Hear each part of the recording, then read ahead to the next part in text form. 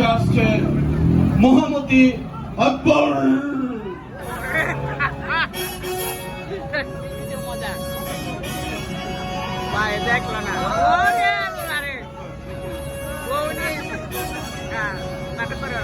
এবং মহারানী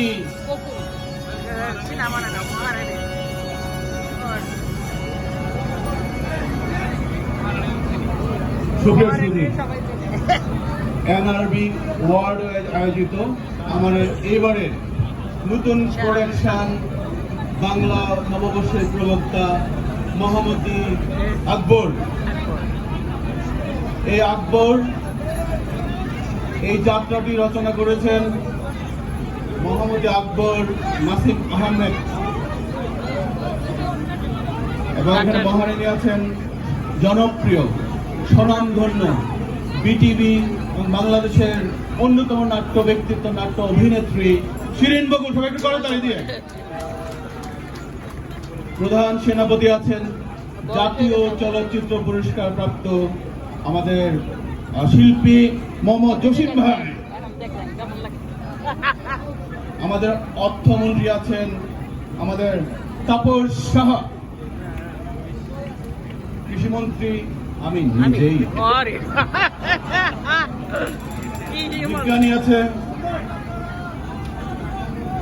রাজ নারায়ণ চৌধুরী।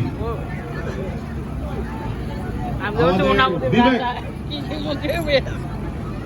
সুশীল সিনহা।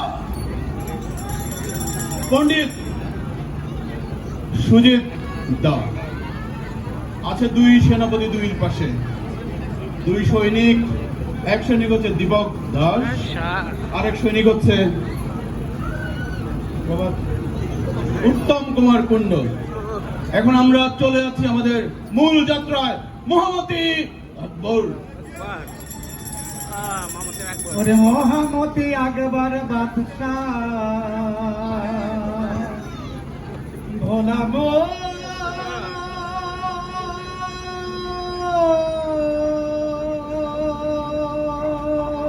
ওরে মহামতি আকবর বাদশাহ। ওরে মহামতি আকবর বাদশাহ দিয়ে গেছেন বাংলা সন। বাংলা সন সৃষ্টি করে উনি হলেন চিরন্তন। বাংলা সন সৃষ্টি করে উনি হলেন চিরন্তন। বৈশাখের এই আয়োজনে সব বাঙালি একাকার। হেদাই নাই রে হিন্দু নাই রে মুসলিম, এটা যে খুব দরকার। ওরে পিঠা পুলি চিড়া মুড়ি ভোলামো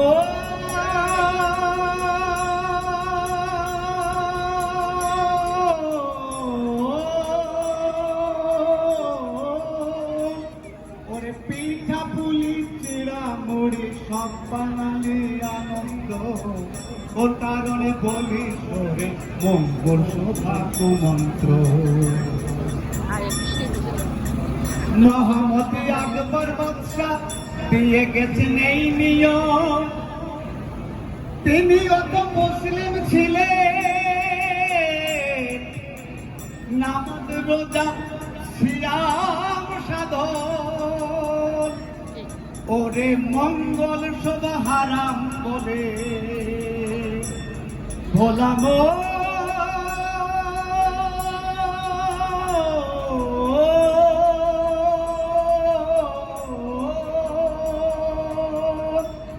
ওরে মঙ্গল শোভা হারাম বলে। ওরে মঙ্গল শোভা হারাম বলে কেন করি দ্বিখণ্ড। মহামতি আকবর বাদশাহ দিয়ে গেছেন এই নিয়ম। নতুন বর্ষ সৃষ্টি করে উনি হলেন চিরন্তন। বাংলা বর্ষ সৃষ্টি করে বাংলা বর্ষ সৃষ্টি করে উনি হলেন চিরন্তন। সাবধান সাবধান, সহিংসা বাদশাহ এই সাম্রাজ্যের অধিকারী জননন্দিত বাদশাহ মহামতি আকবর এবং মহারানী যোধাবাই হাজির। সম্রাট মহামতি আকবরের জয় হোক। মমতা মমি মহারানী জয় হোক। প্রধানমন্ত্রী, আজকের আলোচনার বিষয়বস্তু কি? আলমবালা, রাজধানী পরিবর্তন করার পর সাম্রাজ্যে অর্থ অবস্থায় অনেকে সংকট দেখা দিয়েছে। প্রজারা অরহণে অর্থহারে দিন কাটাচ্ছে, তাই প্রজাদের মুখে বিদ্রোহের সুর। সেনাপতি, এ আপনি কি বলছেন? আমাদের রাজ্যে প্রজাদের বিদ্রোহ? না না না, এ কিছুতেই হতে পারে না। বাদশাহ আকবর একজন সুশাসক, তার রাজ্যে কোনোদিন বিদ্রোহ হতে পারে না। আমি আপনার কথা বিশ্বাস করি না।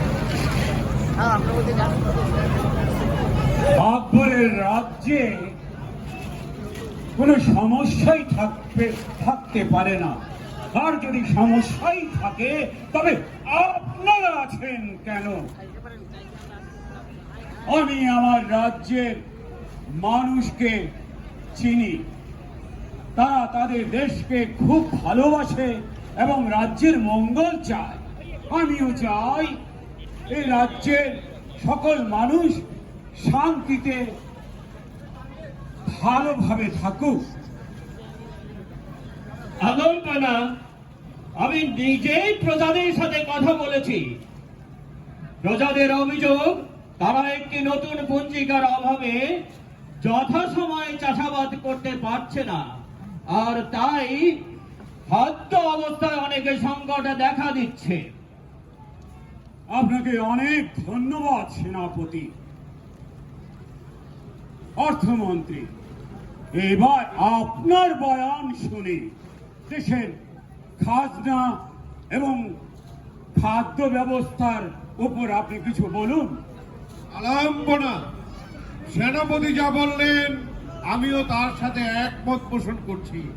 একদিকে রাজধানী স্থানান্তর, অন্যদিকে কৃষকদের ফসল অসময়ে হানি হওয়ার কারণে তারা সময় মতো ফসল তুলতে পারেনি। যেহেতু তারা সময় মতো ফসল তুলতে পারেনি, তারা রাজ্যের খাজনাও প্রদান করতে পারেনি। আর রাজ্যের খাজনা প্রদান